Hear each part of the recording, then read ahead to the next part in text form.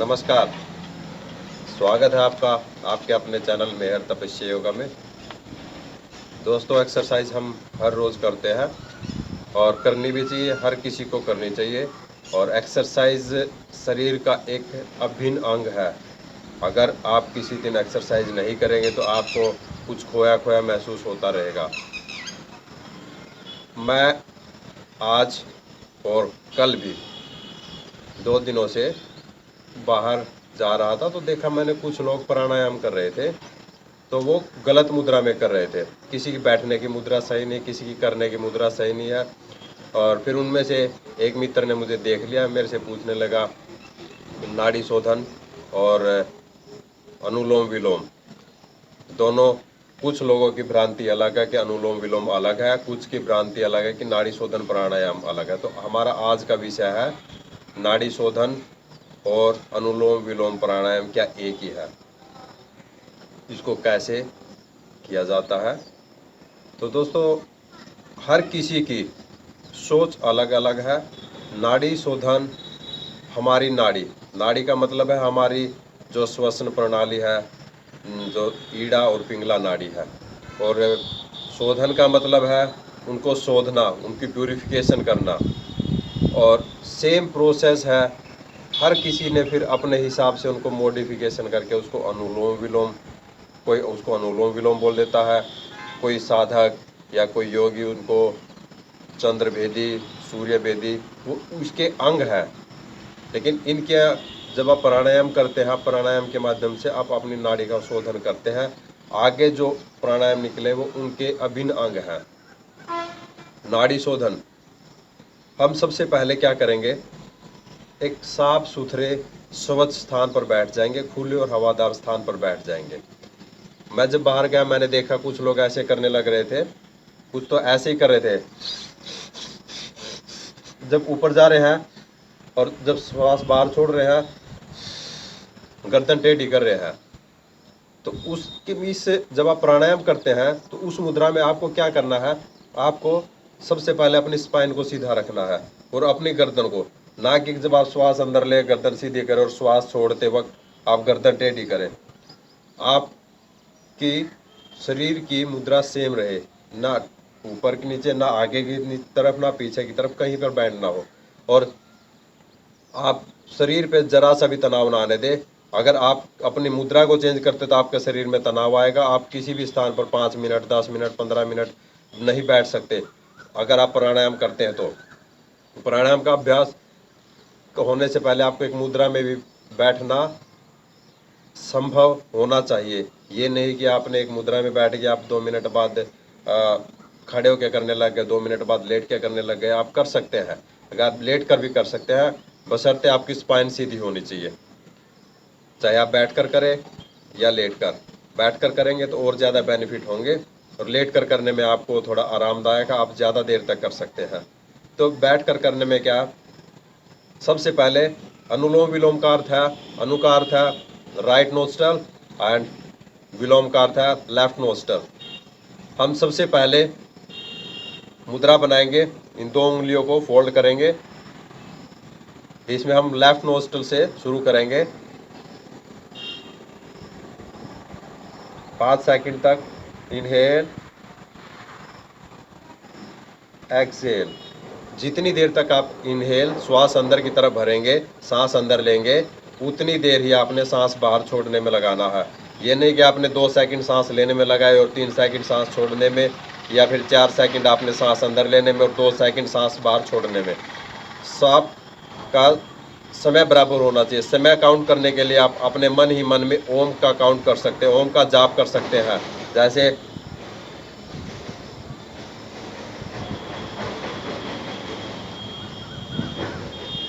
आप ओम का जाप करते रहिए, इससे आपका समय निर्धारित हो जाएगा। आपको सेल्फ काउंट करने की या सेकंड काउंट करने की या कहीं किसी से पूछने की या कहीं टाइम वॉच में देखने की ज़रूरत नहीं पड़ेगी।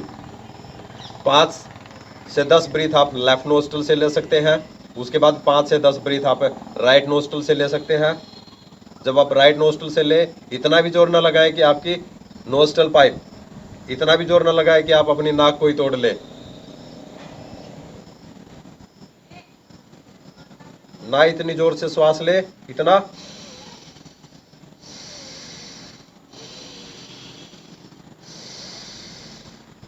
इतनी जोर से भी श्वास ना ले। श्वास इतनी आराम से ले कि आपको पता ना लगे। श्वास लेने का तरीका मैं आपको बताता हूं।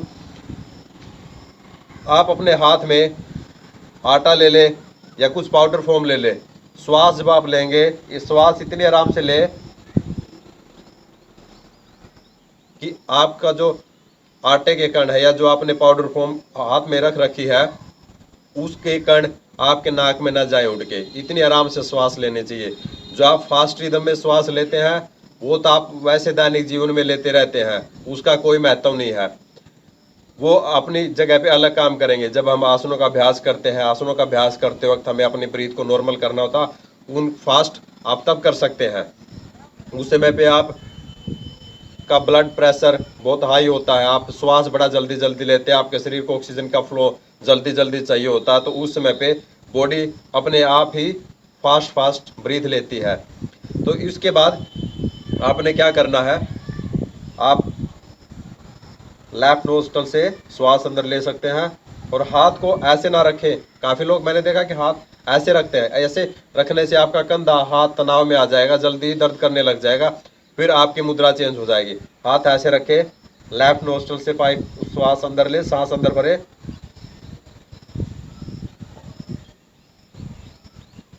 और राइट से बाहर।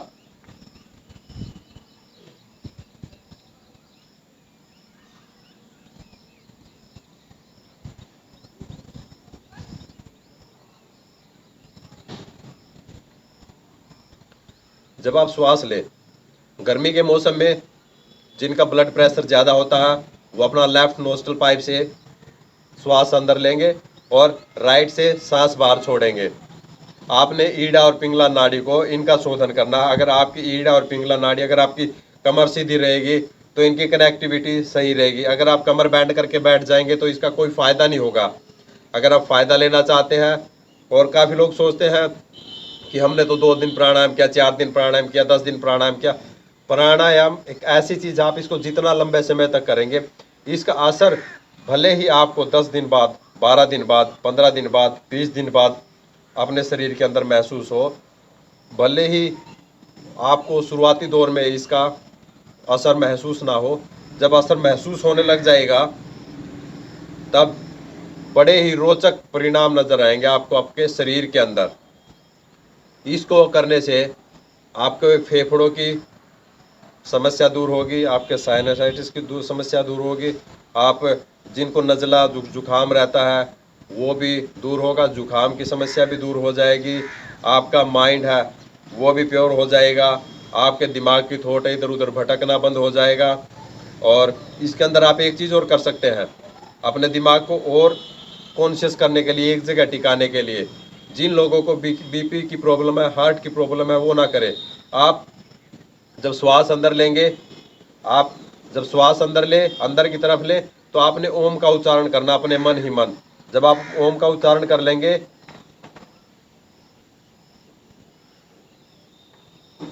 तो बंद कर लेना है। जिन लोगों की कैपेसिटी है वो बगैर बंद किए भी ओम का जाप अंदर ले सकते हैं, बगैर श्वास, ना श्वास लेना ना श्वास छोड़ना। श्वास लिया,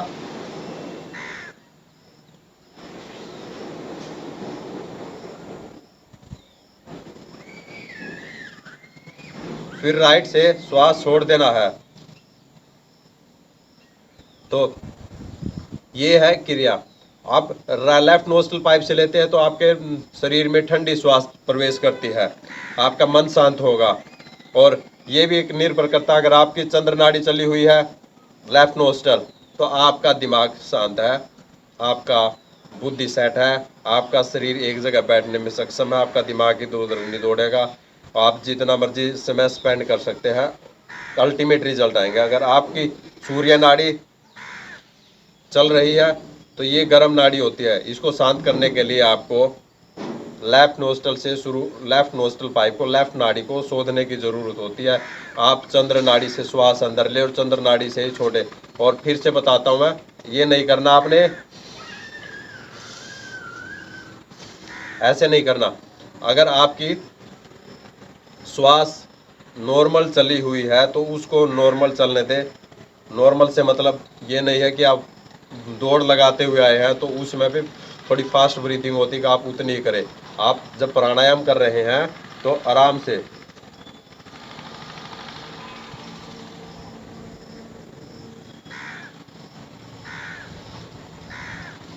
जैसे मेरी आवाज़ आप तक ना सुनाई दी, आप इतनी आराम से श्वास लें कि आपके खुद के कानों को पता ना लगे। अगर आप इसको लंबे समय तक करते हैं तो आपके शरीर को एक, आपका जीवन कायाकल्प हो जाएगा। आपको पेट की समस्याएं, श्वास से संबंधित समस्याएं, जिनको टीबी अस्थमा रहता है उनकी समस्याएं दूर हो जाएंगी। बुढ़ापे में आपके ऑर्थराइटिस की समस्या भी दूर हो जाएगी, दमा दूर हो जाएगा, पेट के रोग, उदर के रोग। अब इनके बेनिफिट कितने अच्छे अच्छे होते हैं। प्राणायाम, इससे 99% विकार आपके शरीर के दूर हो जाएंगे, आप जितने लंबे समय तक इसको करेंगे। और अगर आप सोचते हैं कि मैंने तो 2 दिन किया, 4 दिन किया, 10 दिन किया, इससे कोई परिणाम नहीं आने वाले। अगर आप एक अच्छे योगी हैं, आप एक बार भी करेंगे तो आपको खुद महसूस हो जाएगा। आप अपने शरीर के ज्ञाता भी होने चाहिए, आपको पता होना चाहिए। ये नहीं कि आप प्राणायाम कर रहे हैं सिर्फ प्राणायाम के लिए कि भाई हम प्राणायाम कर रहे हैं, सिर्फ दिखाने के लिए।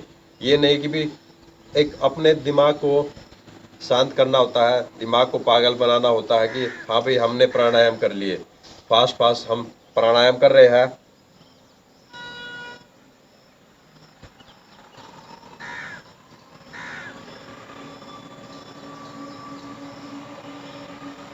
ये गलत है। अगर आप जल्दी जल्दी ही सांस लेते हैं और सांस छोड़ते हैं, ये गलत है। और इससे क्या होगा कि आपका मन चित्त शांत नहीं हो पाएगा। ये आपको महर्षि पतंजलि ने इसलिए कहा कि आप प्राणायाम आसनों के अभ्यास के बाद करने चाहिए, या फिर आप वर्कआउट के बाद करेंगे तो आपके शरीर के ऊपर और अच्छे रिजल्ट आएंगे। और सुबह सुबह करने चाहिए, खाली पेट करने चाहिए, या खाना खाने के 2 घंटे बाद करने चाहिए। और आपने अपने मन को शांत करना है। अगर आपको बीपी की प्रॉब्लम नहीं है, हार्ट की प्रॉब्लम नहीं है, तो आप क्या करें, आपने श्वास अंदर लिया लेफ्ट नोस्ट्रल से और नाक को बंद कर लिया। वही तरीका जो मैंने आपको बताया, आप अंदर ही मन में ओम का उच्चारण कर सकते हैं।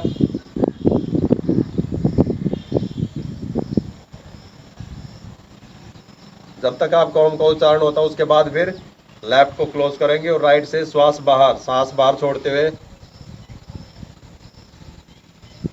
आप कुंभक का यूज कीजिए। लेफ्ट से सांस अंदर,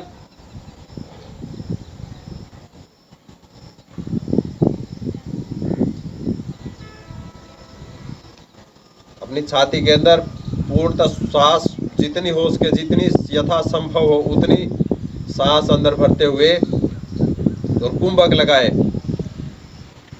कुंभक लगाने से क्या होगा कि आपका मन शांत होगा, आपका मन इधर उधर नहीं भागेगा। आपने ऑफिस के लिए निकलना है, किसी काम के लिए निकलना है, कहीं घर का और कुछ काम करना है कि आप सोचते हैं कि भी हम, दिमाग में आपके वो तैयारी चल रही है, कुंभक लगाने से आपका मन चित्त शांत हो जाएगा। जहाँ पे आप बैठे हैं वहीं पे रहेगा आपका माइंड, आप प्राणायाम के ऊपर रहेगा। फिर राइट से निकाल दे। शुरुआत में 1-2-1 का अनुपात रखे। 1 का मतलब 5 सेकंड आपने श्वास अंदर लिया, यानी कि 1 ओम का उच्चारण करते हुए आपने श्वास अंदर लिया, कुंभक लगाया, कुंभक लगाते हुए मन ही मन में 2 बार ओम का उच्चारण करें और फिर 1 छोड़ दे, राइट नोस्ट्रल से छोड़ दे। गर्मियों के मौसम में हर किसी का बीपी लो रहता है, हर किसी को, जब आप कुछ तो गर्मी के कारण आदमी परेशान रहते हैं, कुछ इधर से उधर काम करते हो तो ब्लड की प्रेशर से ये समस्या ज़्यादा हो जाती है। और ख़ासकर बुढ़ापे में, जब आदमी बुढ़ापे में होता है तो उसको और ज़्यादा ज़रूरत होती है। तो दोस्तों ये था नाड़ी शोधन। इसको मैं एक बार और थोड़े विस्तार में तो मैंने आपको बता दिया, थोड़ा छोटा और बता देता हूँ। नाड़ी का मतलब होता है अपने आपकी जो ईड़ा और पिंगला नाड़ी होती है, शोधने का मतलब होता है प्योरिफिकेशन। जब आपकी ईड़ा और पिंगला नाड़ी रहेगी आपको सांस लेने में दिक्कत नहीं रहेगी। और आज तो कोरोना के समय में आपको अपना ईड़ा और पिंगला नाड़ी को शोधने की बहुत ज़रूरत है। अनुलोम विलोम प्राणायाम करने की बहुत सख्त ज़रूरत है। इनको आपको हर रोज़ अपने डेली अभ्यास के बाद 5 मिनट तो कम से कम करना चाहिए। और जब आपको अभ्यास हो जाए 1 के अनुपात से लेकर के आप 2, 4, 2 का अनुपात ले सकते हैं, जितना उसके मैक्सिमम से में स्पेंड कर सकते हैं। अगर आपको ब्लड प्रेशर की समस्या है, हार्ट से समस्या है, तो आप कुंभ का इस्तेमाल ना करें। कुंभ के इस्तेमाल से आपका मन जहाँ पे आप हैं वहीं पे रहेगा, और इसके जो रिजल्ट हैं बड़े ही अल्टीमेट रिजल्ट हैं। उनसे आपका दिमाग शांत होगा, आपका माइंड, आपके आँखों के रोग दूर होंगे, और आपकी सांस लेने की जो प्रक्रिया है, जो ईड़ा और पिंगला नाड़ी है, दोनों की दोनों ही खुलकर सांस लेने में सक्षम हो जाएंगी, आपके अकॉर्डिंग चलेंगी, आपके फेफड़ों की क्षमता बढ़ जाएगी, आपके पेट की समस्या दूर हो जाएंगी, आपका लीवर स्ट्रोंग होगा, आपकी इंटेस्टाइन स्ट्रोंग होगी, आपका पाचन तंत्र स्ट्रोंग होगा, आपकी बैठने की शक्ति स्ट्रोंग होगी, आप बैठ सकते हैं एक समय पे, और आपके घुटने आर्थराइटिस की समस्या भी दूर हो जाएगी। तो ये मैंने आपको सावधानियाँ, इनके रिजल्ट और इसको करने के तरीके बता दिए हैं। और सावधानी में आप अपना खुला साफ सुथरा स्थान रखें, और श्वास इतनी आराम से ले। सपोज कीजिए आपके सामने आटा रखा है आपकी नाक के बराबर बगल में या सामने, तो आप इतनी आराम से सांस ले कि वो उड़ के आपकी नासिका के अंदर से ना जाए। आप जितनी तेजी से श्वास अंदर लेंगे, बैक्टीरिया अपने आप जाएंगे। अगर आप आराम से लेंगे तो अपने आप बड़े ही ज़्यादा बैक्टीरिया क्रॉस नहीं कर पाएंगे। आपकी जो नाक के अंदर छोटे छोटे छिद्र होते, छोटे छोटे बाल होते हैं, वो रोक लेते हैं उनको। भगवान ने हमें नासिका दी है, ये एक हमें फ्री की मशीन दी गई, जो कि हम बाहर की हवा को प्योर करके भेजती है, जो छोटे छोटे बैक्टीरिया को तो वैसे ही नाक के अंदर ख़त्म हो जाते हैं। तो दोस्तों, आसनों के साथ साथ प्राणायाम का अभ्यास भी करते रहें। नाड़ी शोधन के बाद अनुलोम विलोम और ईड़ा नाड़ी, पिंगला नाड़ी शोधन, चंद्र नाड़ी शोधन, सूर्य नाड़ी शोधन, ये सब उसके भाग है। और आप आसनों के अभ्यास के साथ प्राणायाम का अभ्यास भी करते रहें। अगर आप चैनल पर नए तो चैनल को सब्सक्राइब कर लीजिए। मिलते हैं आने वाली वीडियो में एक और नए अभ्यास के साथ। नमस्कार।